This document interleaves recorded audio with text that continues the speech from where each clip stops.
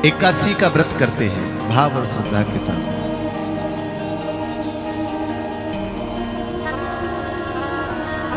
देखिए, व्रत करना अच्छी बात है, लेकिन एकादशी व्रत करने का एक नियम है।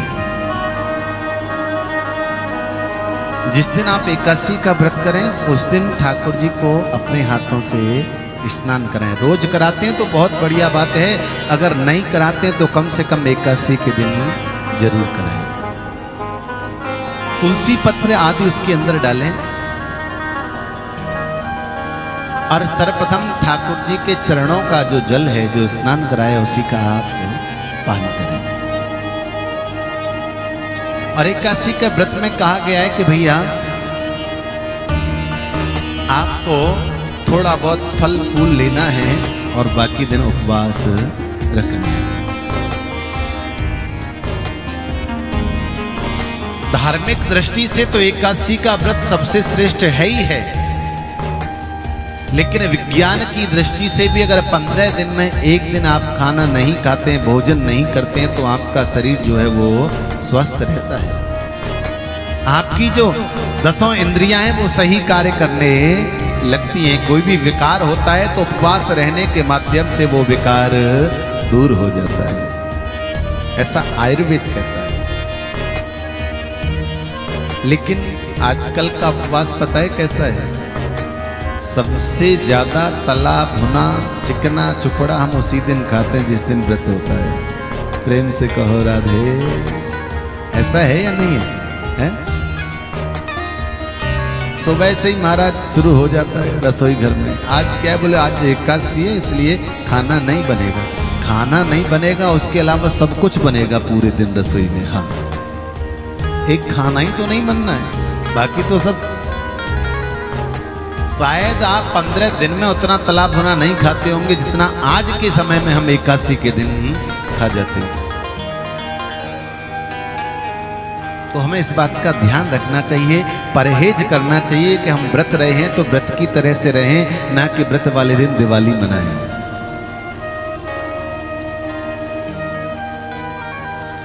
एकादशी का व्रत बड़े भाव के साथ में अम्बरीश करते हैं और नियम है कि द्वादशी तिथि के समाप्त होने से पहले पारायण करूंगा। द्वादशी में पारायण है। एक दिन दुर्वासा जी आए, राजा ने एकादशी का व्रत किया था, दूसरे दिन द्वादशी थी। राजा अम्बरीश ने कहा, प्रभु आप पधारे हैं तो मेरा नियम है कि मैं ब्राह्मणों को भोजन कराता हूं और आप जैसे संत मिल गए तो आपको भी भोजन कराऊं।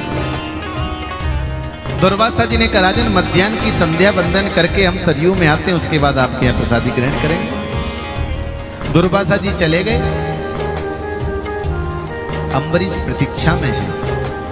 प्रतीक्षा करते करते जो द्वादशी तिथि है उसका समापन होने लगा,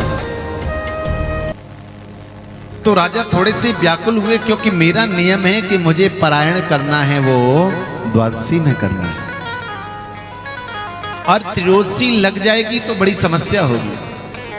वशिष्ठ जी ने कहा, राजन देखो, ब्राह्मण को खिलाए बिना जिसे आपने निमंत्रण दिया है खाओगे तो आपको पाप लगेगा। इसलिए आप श्री रंगदेव जी के चरणों का जो चरणोदक है उसे पान कर लीजिए।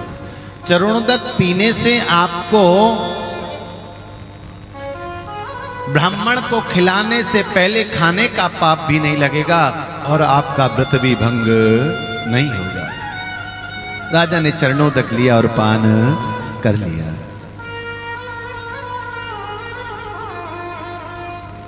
मध्याह्न का समय बीता, दुर्वासा जी को भान हुआ, एकदम से खड़े हुए। अरे मैंने तो राजा का निमंत्रण स्वीकार किया था। दौड़ करके आए तो देखा राजा निश्चिंत होकर के बैठा है। दुर्वासा जी को क्रोध आ गया। इसका भावार्थ यह है कि राजा का व्रत भंग नहीं हुआ है, और राजा का व्रत तभी भंग नहीं होगा जब वह भोजन ग्रहण कर लेगा। ब्राह्मण को खिलाए बिना खाने वाले इस राजा को मैं छोड़ूंगा नहीं। कृत्या नाम की राक्षसी को प्रकट किया और कहा, इस राजा को नष्ट कर दो। जैसे ही कृत्या राजा की ओर दौड़ी, भगवान का सुदर्शन चक्र राजा की सुरक्षा में लगा हुआ था, प्रकट हुआ और उसी समय उस कृत्या नाम की राक्षसी का उद्धार किया। चक्र वहां पर शांत नहीं हुआ, आगे आगे दुर्वासा जी जा रहे हैं, उनके पीछे पीछे चक्र चलता जा रहा है। त्रिभुवन में घूम लिए लेकिन कोई ऐसा स्थान नहीं मिला जो उस चक्र से रक्षा कर सके, क्योंकि चक्र साक्षात भगवान नारायण का है।